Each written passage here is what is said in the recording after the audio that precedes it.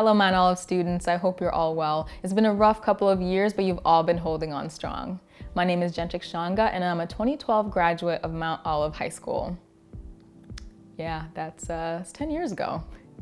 I'd like to thank Mr. Stansberry and the staff at Mount Olive for allowing me to speak on this Women's History Month series. Women's History Month is so important because too often in our history, the accomplishments of women are negated or just not talked about. And it's 2022 and women still make 70 cents to the dollar of what their male counterparts make. So Women's History Month is really a reminder as to our steps to equality and to all the accomplishments and really what women bring to the table, which sometimes is the same or better than their male counterparts. And so I'm very, very appreciative to be part of this panel. At Mount Olive, I was part of all the activities. I was in choir, I did track and field, shout out to Coach Benfatti and Coach Z. I'm a producer on the Today Show at NBC, and it all really began at Mount Olive when I was a freshman taking my first TV class. I was among the first cohort of freshmen allowed to take TV. Usually you had to be a sophomore or higher in order to take it, but I was among the first and I went in there because it was TV production / creative writing. And really, I was there for the creative writing portion. I said, I'm gonna be a New York Times bestselling author. I'm gonna be able to write and tell stories. Needless to say, by the end of that year, I was in love. I ended up taking TV all 4 years of high school.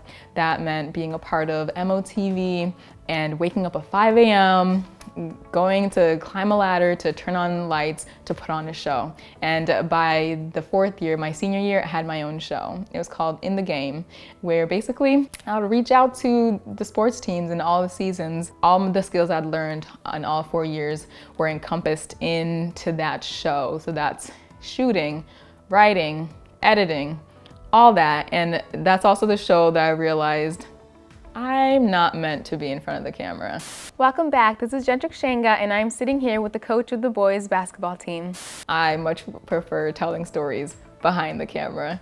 And so I took these skills and I went to the Montclair State University where I majored in television and digital media with a concentration in TV production. That's a whole lot of words to say I majored in journalism with a concentration in TV. At Montclair, my goal was to try and figure out where I saw myself in television, and that meant trying out a whole lot of stuff.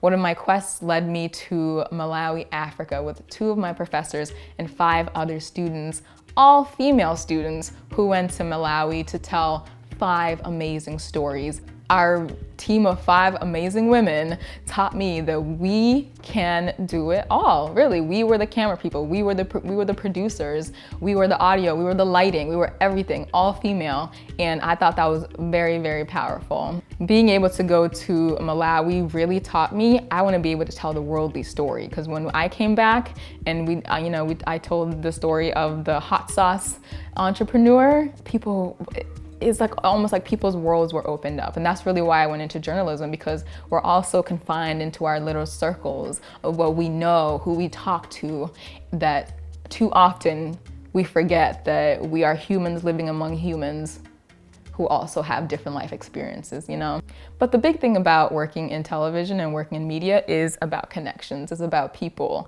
And it is the people around me that have been able to get me to where I am today. I ended up reaching out to an alumnus of Montclair State actually, who had given me a scholarship when I was attending. I was able to apply to a position that was in his department and I got it. I started working at ABC News, my national news debut. I couldn't believe it, going up the escalators. All I could think about was, this is where Diane Sawyer reports. Diane Sawyer, one of the best, in my opinion, female journalists of all time. This is also where Barbara Walters, literally the building is the Barbara Walters building, It was so amazing to be in the same building of women journalists who had come before me and to know that, shoot, maybe I could do something like that. And my favorite position was for the early morning news show. It was called World News Now. I got to shoot, write, edit, and tell stories. Anything from a dog that wears men's clothing, to being behind the scenes of New York Fashion Week, to a Black fairy godmother who helps women who are in need, much like a fairy godmother. And so all these stories that I wanted to tell that open up people's worlds that I was now telling.